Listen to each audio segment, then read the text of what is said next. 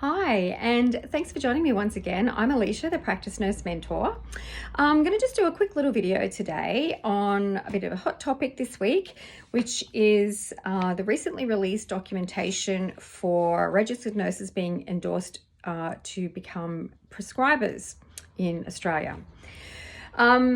So it was released on the 30th of September in its final version. It has been available since last year in its drafted versions. So it's obviously been in the pipeline for a little while. So I thought there's been a lot of discussion about it across the board on, various modalities, whether it's the medical profession or the nursing profession, whether it's public healthcare, private healthcare, or whatever, or primary healthcare, I should say. So I just thought, let's talk about it and open up a bit of discussion. I guess I'll share my views on it. And yeah, if you weren't aware of it, you can go to the, if you just look up registered nurse prescribing accreditation standard, you'll find it. And there is also the APRA fact sheet. I strongly recommend reading this. I mean, I'll probably summarize it very much in our discussion tonight, but if you want to have a bit more of a look through it, then go and browse through both of those documents. And of course, different news outlets or different newsletters and things like that are also talking about it. The chat rooms, the different networking groups and things like that are all talking about it as well. So yeah, I thought we'll have a bit of a chat about that here. So in essence, what they're saying is that once we have done an accredited course of study that has been basically approved by the Nursing and Midwifery Council, and once we've done that, then we will need to be able to go and do 6 months worth of essentially supervised prescribing in the workplace. And then after that, we can apply to APRA to be an endorsed registered nurse prescriber. So there straight away were some questions about, okay, great, that sounds fabulous. Where can I sign up to start doing these courses? Yeah, there aren't any just yet. Bom bom. So there are no units of study currently approved. They are expected to be approved by the end of 2025. And I have noticed that I found 4 potentials, because I think I read somewhere that there have got 4 who are expected to be approved by the end of the year. And I saw University of Melbourne, Monash University, La Trobe, and I think also Adelaide University had some courses available online that you could see a bit of their perspective, their course outlines and stuff on there. They look good. A couple of them look really, really good. So if they do go ahead and get approved, then they'll be great. And I think they'll be online format. They could be 4 to 6 months worth of part-time study, which is pretty good. How much that's going to cost? I don't know. Will there be some funding available? Who knows? Maybe we'll be able to apply for some grants or something like that through the Australian College of Nursing. I don't know. So details are sketchy. So yeah, that was my first question. Okay, where are the courses and how can we do it? So at the moment, no, we can't enroll in anything. So realistically, already that puts this at least, we're not going to be seeing cohorts graduating and start practicing until into 2026, and potentially, into 2027. Those first lot of people who are going to go through and start getting their endorsement, because remember, you've got to go through the 6 months worth of supervised prescribing. You're going to have someone who is going to be basically your clinical mentor, which is a bit similar to nurse practitionership. That's the kind of thing that they have to do as well. So the other thing that was also pretty clear as it was going through, I was going through some of the information, was the details were also very sketchy with regards to the legislation. So at the moment, obviously we can't prescribe. So does that mean that we're going to get a prescriber number? Does that mean we are going to be eligible to prescribe PBS listed medications?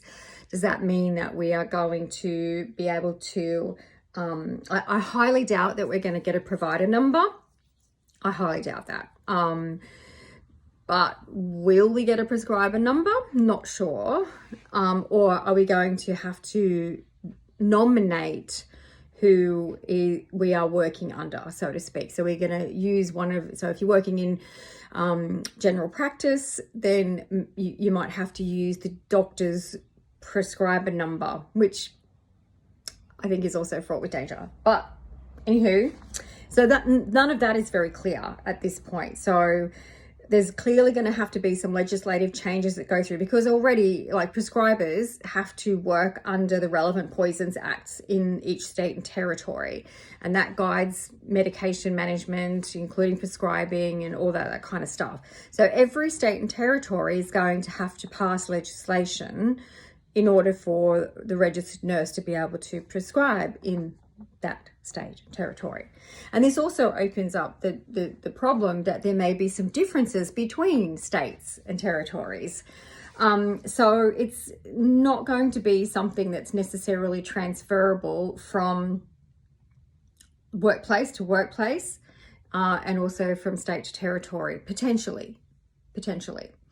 Also things like your professional indemnity insurance, is that going to be changed so that it's going to cover us for prescribing? Because obviously at the moment it doesn't include those kinds of things. So all of these kind of big things need to be done and put in place first before we can even start looking at prescribing any medications. So from what I can gather is we are basically going to enter under a prescribing agreement with another registered prescriber. So a doctor, a nurse practitioner, it maybe, if, you know, depending on the workplace setting, could be like a podiatrist who is a registered prescriber, that the nurse can work under them, so to speak. Could be psychiatry or psychologist, you know, you're out, if you're working in the mental health space, that you are working under their prescribing agreement, you know, you enter into a prescribing agreement with those professionals. So it's, so it's like a collaborative kind of relationship that you're going to be working under. You're not going to be a sole practitioner, so to speak, which is, I had seen a bit of conversation, or I guess, you know, outrage that, oh great, you know, now we're going to be starting to step on the toes of the nurse practitioners and things like that as well. No, we're not. I think we're going to be the stepping stone between a registered nurse and a nurse practitioner will be an endorsed prescriber somewhere in the middle. We're not going to be a GP. We're not going to, you know, necessarily take too much work away from them. I think there are a lot of benefits to this whole endorsement thing. I'll just come back to that, because at the moment I was still just talking about some of the limitations that I'm seeing at this point. That yeah, we will be pretty limited to the practice setting that we're in, or the workplace setting that we're in, and it'll be down to the workplace agreement that is in place with your employer. So perhaps if you're working in a hospital setting, you might have a very different set of rules, and if you're working in a general practice setting or an aged care setting or a community primary healthcare setting. So it's not going to be transferable. I just can't get up and go to the next job and be expecting to be able to do the same things that I was able to do in this job as a prescriber. There may be limitations on what I can prescribe. Now, incidentally, this is open to full prescription from S2, 3s, 4s, up to 8s, you know, so it's the full range, the full spectrum of medications that we are going to be endorsed to be able to prescribe. Everybody's going to have their own opinions about how they feel about that. And remember, this is going to be a choice, okay? Like, no one's going to force you to go and do the training to become an endorsed prescriber. If you don't feel comfortable doing that, then you don't have to do it. But yeah, it's certainly going to be an option, another option that we'll have in order to utilize our own skills and knowledge to our full potential a little bit more. I believe also that we are also that if you will need to have you'll need to do an extra 10 CPD points per year on top of what you already need to do, and those 10 points need to be specifically related to your endorsement. So you're related around medication safety, medication management, and all of that, pharmacokinetics or whatever. So they must be directly related. So that's going to be a little bit challenging, because then what kind of training are we going to be able to do? Because I mean, I'm pretty certain that, you know, at the moment, even if you got onto NPS Medicine Wise or something like that, and looking at a couple of little things that you might be able to do, at the moment, there's not a whole lot out there because nothing's been designed for us. So we are probably going to be scratching a little bit until everything else catches up. So there's a whole lot of things that are going to have to come and get into place before we're even going to be able to get this off and going. So in my mind, I think this was a bit of a premature announcement. I think that this could have been put on hold until they had a little bit more stuff put in place that can answer some of our questions and concerns, and it's a bit more clearer than everyone going, no, I'm not going to do this. I think this is crap and this is outrageous or whatever. Having said that, I do think that there is a massive scope for this, and I think if it's done properly, then this can open up really big doors for access for people to get timely health care. So in a hospital setting, how many times have we needed to wait for the resident to come and do a script for us to give this patient some pain relief, or give them something to calm down and go to sleep because they're off the rails, or antibiotics or something? Like, we've waited. So this would be great. Again, in a general practice setting, doing wound care, I've lost count of how many times I've had to wait for the doctor to come in and go, oh yeah, that's infected. I'm like, so what are we going to do? You're going to write me a script, and I'm going to send off this swab, and you're going to write me a script. So how many times would it be great if we could just use our own knowledge and skills and training? Because like, I know for me, for example, I am really, really well trained in wound care, and would have no problem whatsoever being able to discern the right time, the right place for prescribing some antibiotics. So, and a lot of us do know these things, especially if we've been working in this field for a long time. So, you know, those kinds of situations would be really good to be able to pull out the prescription and get it going underway straight away. I can see it being useful in aged care settings, so in a palliative care, rather than, again, waiting for the on-call doctor to get back to you, so that they can give you a verbal order to go ahead and initiate some comfort measures for somebody who is entering the end of life phase. Someone who's in excruciating pain for whatever reason, you know, the community setting, you know, community nurses going out, and again, wound care is another really classic example. You turn up to look after somebody, and they've got a wound, they've had a fall during the night, now they've got a great big wound on their leg, or maybe they did it on the weekend and it's now Tuesday or Wednesday when you finally come to do your rounds with them, and they've clearly got an infected skin tear or something. Wouldn't it be great that you could just get them a script right there and then on the spot, rather than saying, well, you need to go see your doctor, they have to ring up and make an appointment, organise to get their symptoms there, and then eventually, you know, it's another week to 2 weeks later that wound has been festering without antibiotic coverage. So a brilliant time that a nurse prescriber would be opportunistic. Likewise so many just different scenarios that I can think of in my workplace history, that it would have been really good if I could have just quickly written that script. So there is much potential here. I also hope that the government brings in some item numbers that support us to do this job, to do this task. Otherwise, I can see a lot of people going, why bother? It's just another thing they're getting us to do, and we're not going to be remunerated for it. Are we going to have an item number that we can at least bill as a nurse item number like we used to have years ago? So that we can at least access, if they really are serious about timely access to healthcare, then they would provide us with a Medicare rebatable item number. And that way there's no injustice, there's no, in terms of like the patient is punished basically for having to come and see the nurse instead of the doctor. They have to pay a private fee to come and see the nurse instead. So that's going to actually just be a barrier and not something that is going to expedite access to care. So